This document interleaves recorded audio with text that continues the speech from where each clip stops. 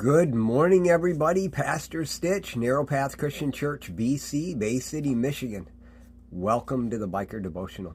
It is Sunday, November 5th, 2023. I think I'm going to ride the motorcycle to church today.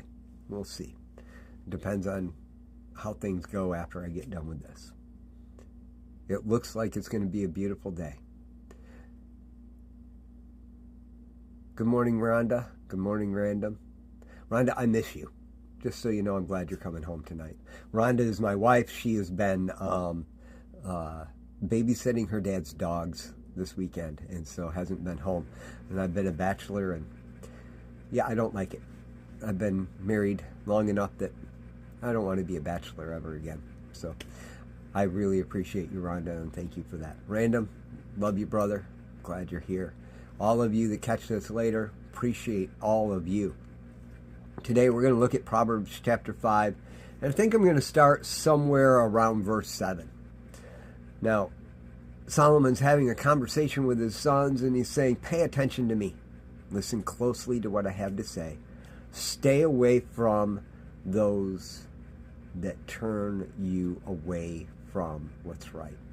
Now, he's using the analogy of an adulteress, a hooker, a wayward woman, whatever you want. But in the Hebrew, it literally means one who turns your attention away from what's right. And it can mean a wayward woman, an adulteress. Literally can mean commit adultery, right? And we know that that's one of the most talked about sins in the Bible, is sexual perversion and adultery. Yeah, it's not something that you get to hide from and say, oh, it's no big deal. I do it in private.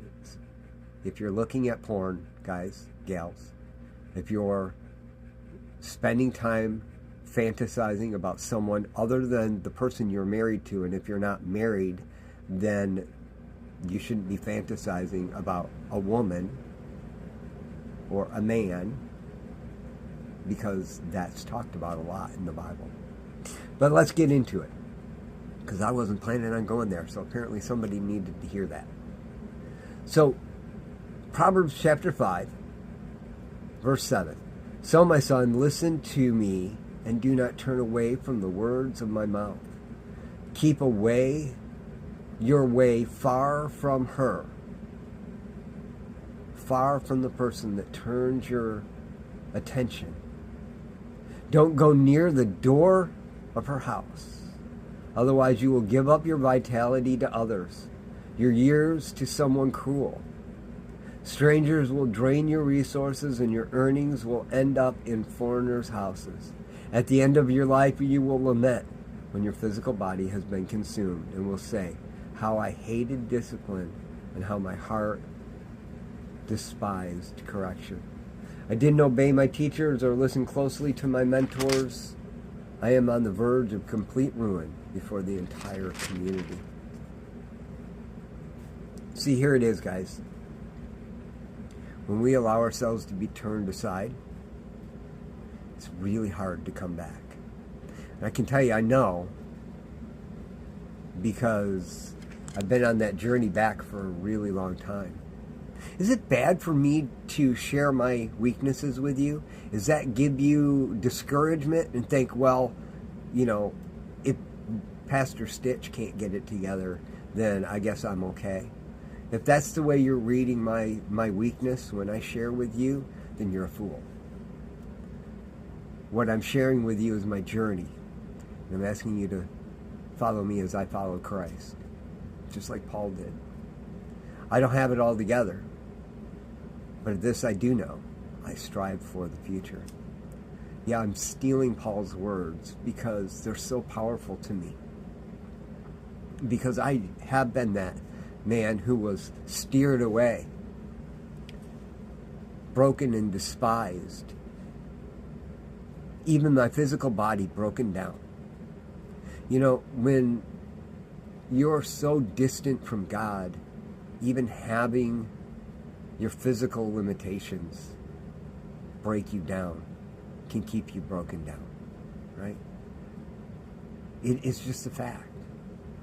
But when you recognize the holiness of God and you dwell in his presence, which, by the way, is the good news, the gospel that Jesus preached. That's why he had to go away, so he could send the Spirit, so he could dwell in you. It was better for you to have the Spirit in you than to have Jesus physically with you. That's why he gave you that opportunity. The good news, the kingdom is now. But it has a requirement. Be holy, therefore, as I am holy, God said. Be set apart. Be chasing after. Because when you get to the end of your days, you're going to have to look. And you're either going to have that presence of God, or you're going to have a distress that's difficult. I want everyone to be in the presence of God today and forever. See, you can't have forever with God if you don't have his presence today. And I know that's hard for people to hear because that's not what we've been taught. But that's what the Bible says. You don't have to have it all. Mustard seed of faith. Just know that it's there and chase after it more every day. That's all I hope. That's my desire for you. I love y'all. Hope you have a great day. Don't forget, it is Sunday, and you got time because the clocks got set back, at least here in Michigan. So get yourselves moving and get to church. I love y'all. God bless.